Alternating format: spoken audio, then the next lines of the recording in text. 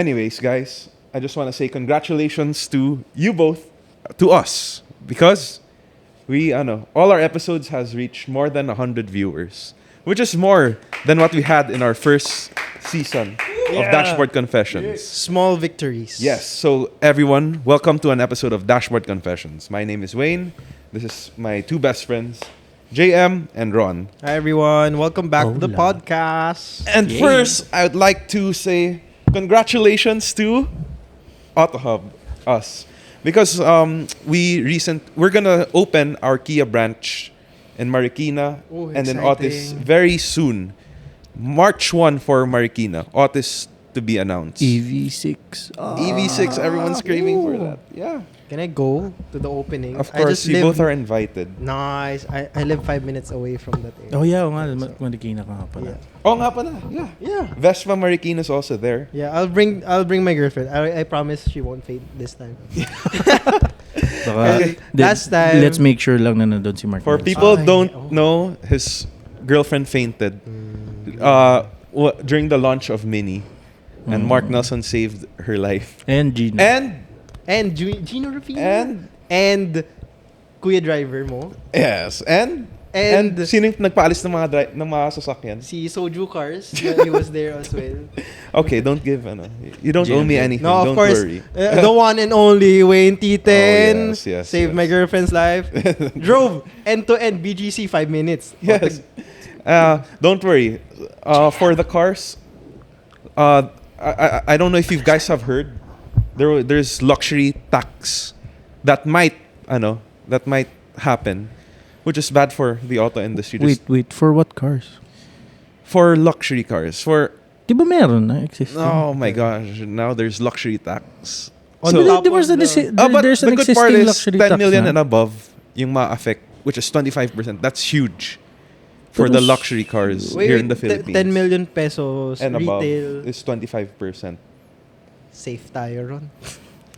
Pre, hindi nga ako makabili ng Wigo eh. I'm Anyways, Vios ka lang dream car ko eh. pray for the auto industry, and all I have to say is Good luck. please don't impose it. Please.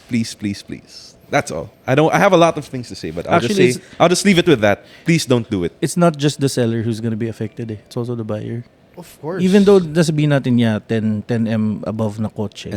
And Pero still, di ba? and electric vehicles will be useless. The tariff law the for tariff, EV. Yeah.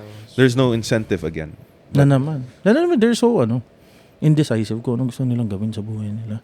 Not, I don't want to be political, pero No, let's leave it na lang. Let's just say. Yeah. Anyways, our guest for today is a singer, host, fashion icon, songwriter, and fitness buff, influencer, and more. JM, you've been trying to get him here. Yeah, dude. A couple of times. So you do the introduction. I recently met this dude through JCI Manila, which is the one of the biggest civic organizations here in the Philippines.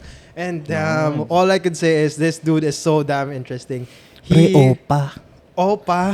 You might know him. Like, what else? What can't you do? As in, yun lang sinasabi ko, what can't you do, pare? Anyway, without further ado, I am going to introduce our guest for tonight, Mr. Jazper Tiongson! Hey! Welcome to the show, bro. sir.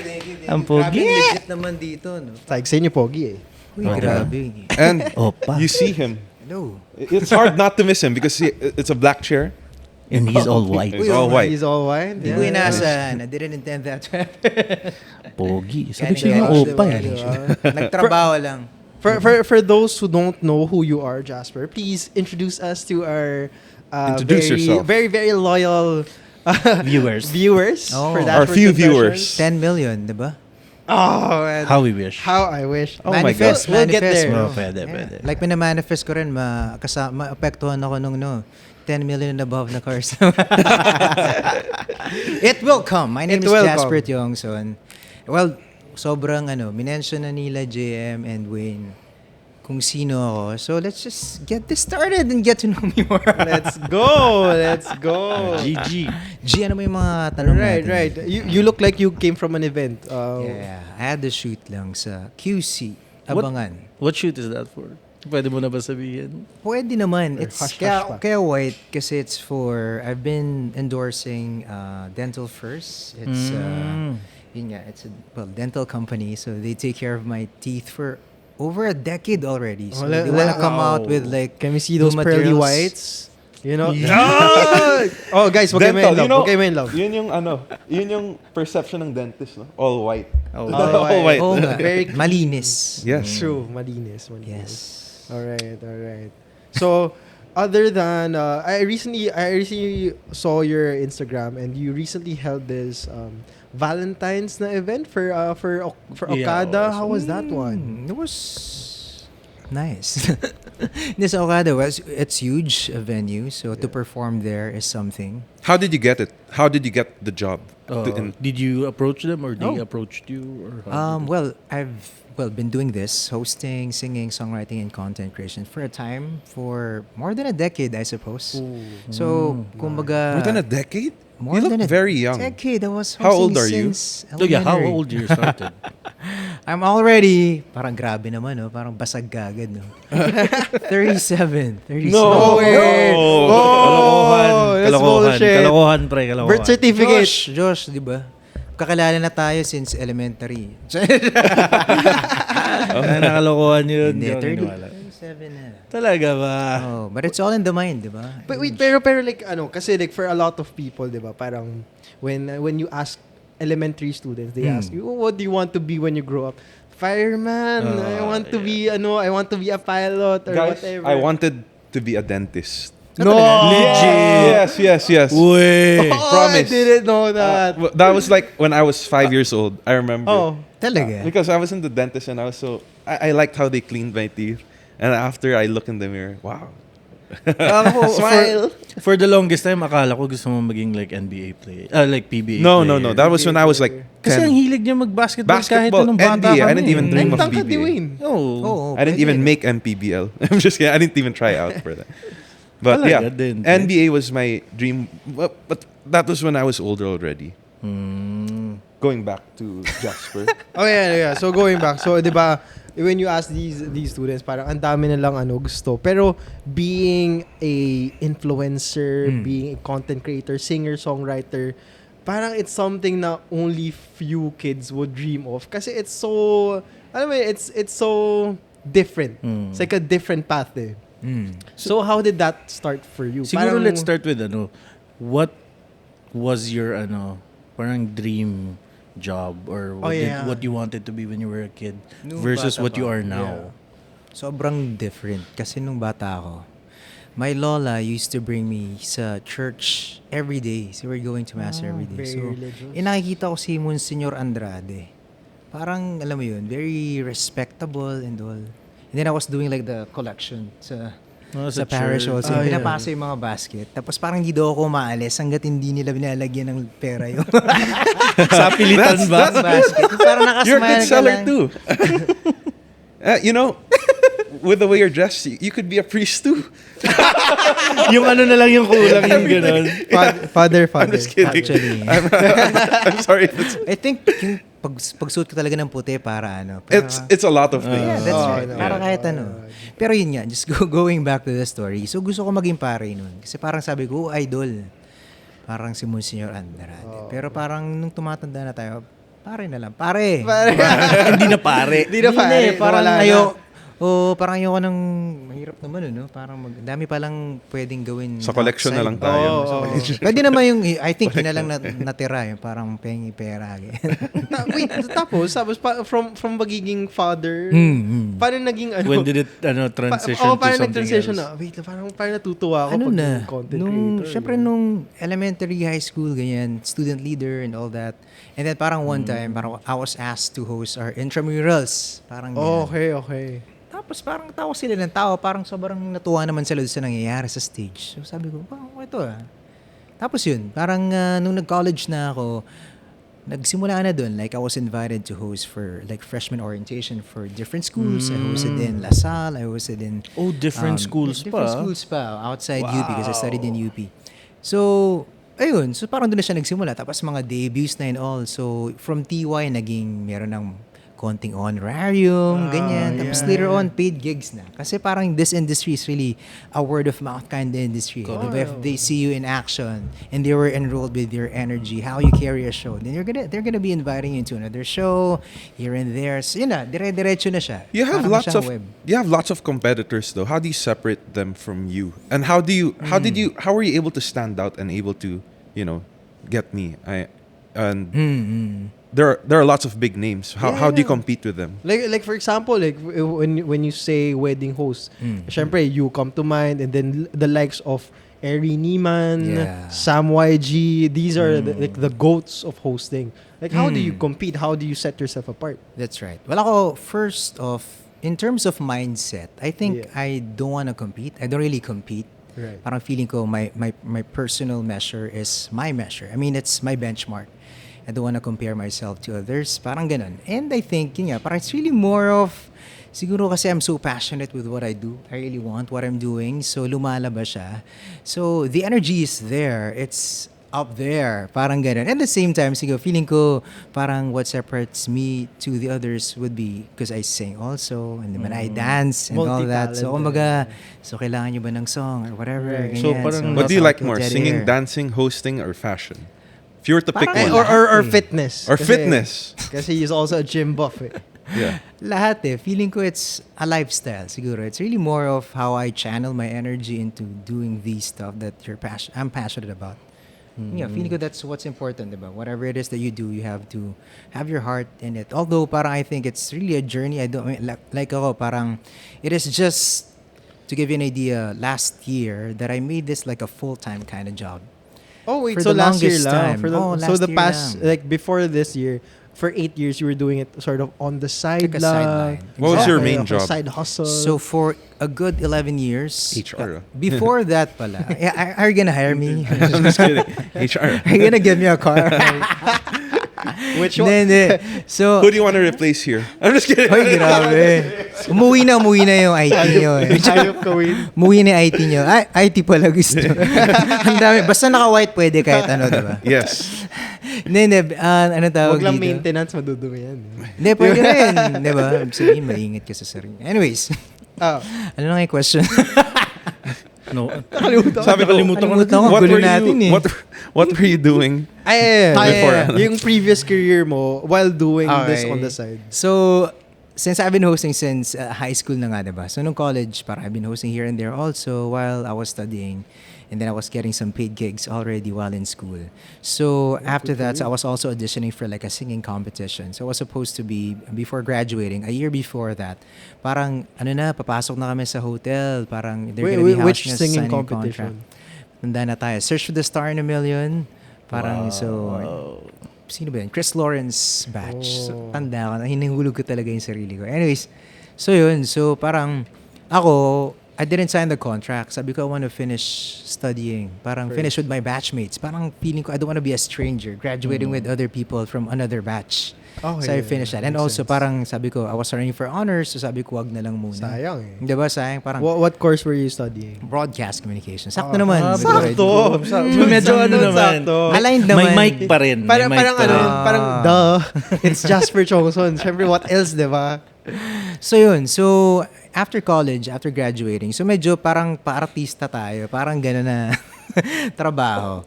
Pero parang, well, of course, parang my family, I mean, we weren't really rich, parang gano'n. It's really more of being on the practical side. So sabi nila, practice what you've finished na lang. So I was working for a media agency for like 3.5 years, parang ganyan. What were you called doing back Starcom. then? I was like a media planner, buyer for different companies under Starcom. So parang ganun. So Strat, parang ganun. Yeah, oo. Marketing-ish. Yeah, marketing. Media monies and all Mas, that. PR. Parang leaning More into PR. above the line, a little bit. Yeah, parang more above the line. So parang TV, radio, print, and all that. Ayun, tapos I was doing that for some time, and then Disney opened in the Philippines in terms of advertising.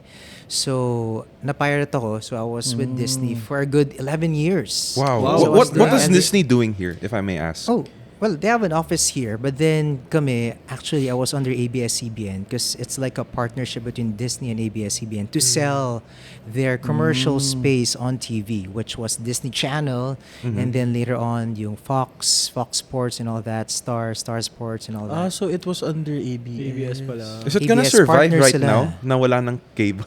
Wala Exactly. masyadong kumakamit ng cable. So I Disney lost my Plus job. Oh, okay. Well, Kaya pala full-time. not because of yung it not being on cable and well definitely that, but then parang Disney Plus was rolling out. Yes. Right. So wala pang advertising. So yun, wala na ako ng trabaho. So I transferred to Summit Media, so doing advertising sales pa rin, but then digital space na. And then only January last year, not this year, parang sabi ko, I want to go full-time with my hosting, my performance. Sabi ko, tumatanda na ako, ganyan. And parang feeling ko, I have saved up enough, and I think this time, I could That's already awesome. propel my passion. Parang ganun, and go full-time. And it's doing great. And are you making as much money as you were last time? Actually, Or perfect. more? Now, Or is it difficult, more challenging? it's challenging in a way because, yun nga, when you go full-time, it's really a gamble, di ba? Yeah, Kumbaga, so you really have to source out. This time, para akong filtertillery of myself, really looking for all possible opportunities. Yeah, But tsaka the good- basically you're yeah. self-employed now. So that's Yeah. basically one of the challenges for most people, diba? They want to pursue their passions, but how will they monetize it? How they can, that was especially if they have a certain lifestyle, if they're taking care of certain people, diba? So, diba, how did you pivot? And also, syempre, ano yung sign for you na, okay, I'm ready to take that plunge. I'm ready to take that risk. Actually, well, it's the pandemic, I suppose, for most of the people also are watching or listening to the podcast right now. Parang somehow it inspired in us a certain sense of confidence, diba? Of really facing the fear and really having that question, introspection, diba? Na parang ano ba talaga yung gusto kong gawin? Right. Life is short. Well, during the Correct. pandemic, we've seen how Yeah. many really left us, diba? So parang, you have a very limited time. How would you want to use it? Yeah. And probably make an impact to the world in as much as you could as a person. So, sabi ko yun. And then also, parang, eto na, bumabalik na kasi yung events eh. Correct. Parang, and what's nice during the pandemic was, it opened us into more opportunities. Like, as a host, di ba, parang there was live streaming. Correct. And then there were events which were already hybrid, face-to-face na siya, and then very online. They're purely online events. So, mas lalong dumami. So, sabi ko, wow.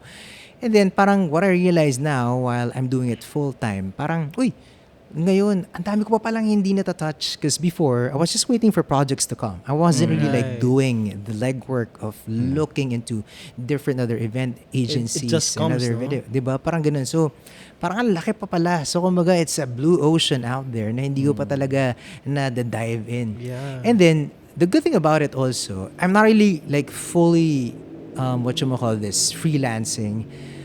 Because when I told Summit that I want to do this full-time, sabi nila, uy, wag kang umalis. So they actually made me an in-house talent and content creator. So I've been doing a lot of content for Summit.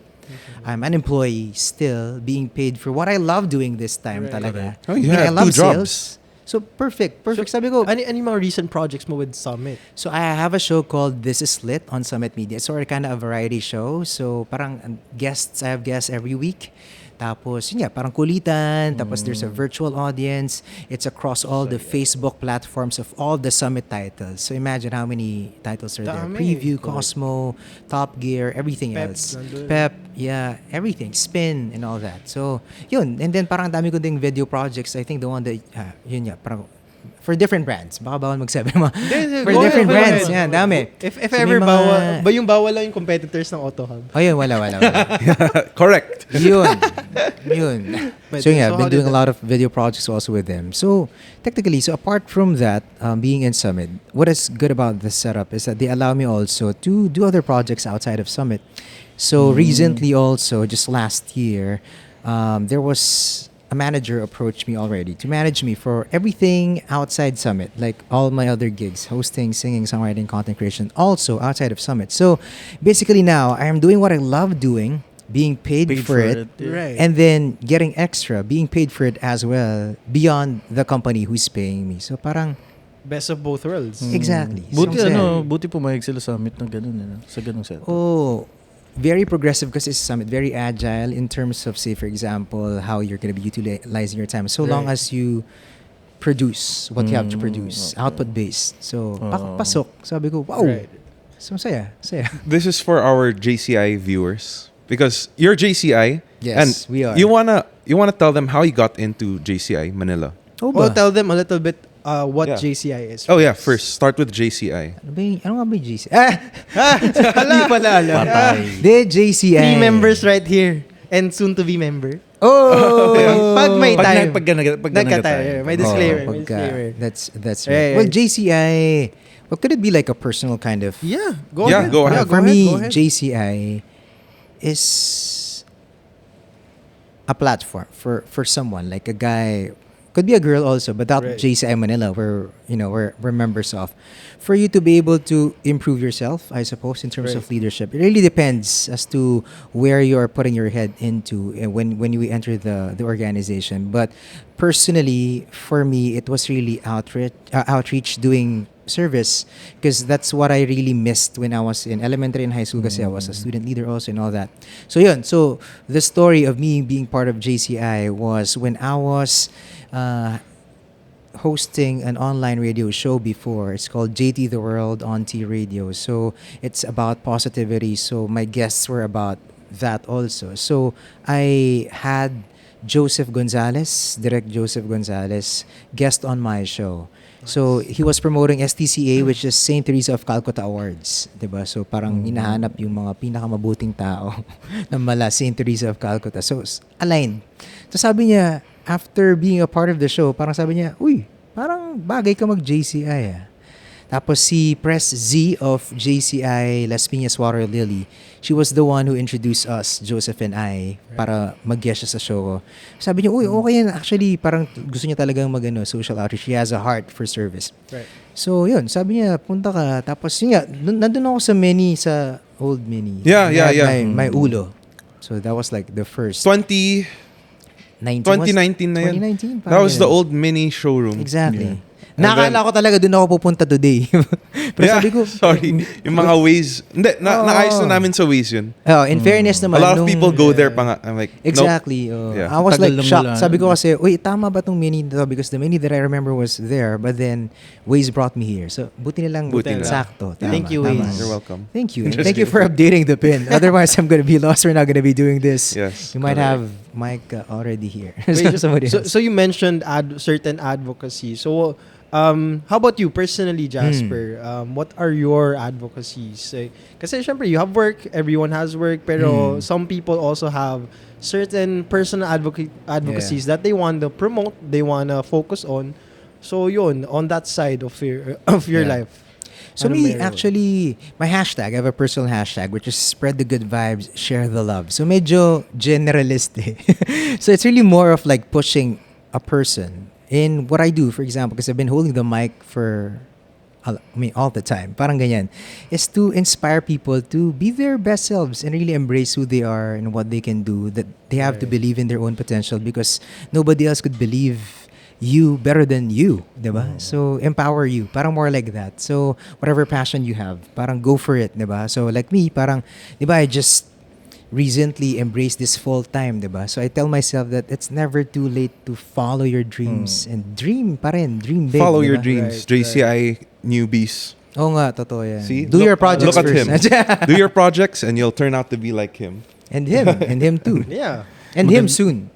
It's important. You'll to be still a have to go dreamer. through the 1-year process. Yeah, no. Yeah, Yeah. that's true. That's Any more final questions? Oh well, so as one of the country's premier event hosts, for people like for example, you're talking to little kids right now, and then they're aspiring to be someone like you. Hindi TikToker ah. TikToker din si Oo. Jasper. Although Well, medyo he's bago. primarily Try. a host. So. Very yeah. What advice could you give to budding content creators, influencers, singers, songwriters? Because you're all of that. You're all of that all and in more. one. You're all I of like that and more, diba? So what Confused advice? guy. What advice can you give to our listeners who want to be just like you? I think parang feel ko it's nice that you get inspired by people just like me or him or him or him, diba? But then at the end of the day, be you. Or parang us. it's really more of being me? authentic to, be authentic.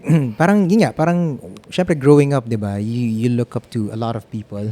But at the end of the day, parang you'll find out your special place in this world, diba? I mean, as an individual. So more like that. Parang don't aspire to be somebody else, but then aspire to be the you. best self that you could be, diba? So that you could have your own light and shine to the world. Just spread the good vibes and share Good the vibes, love. guys. Sort of kind of like that. So, yeah.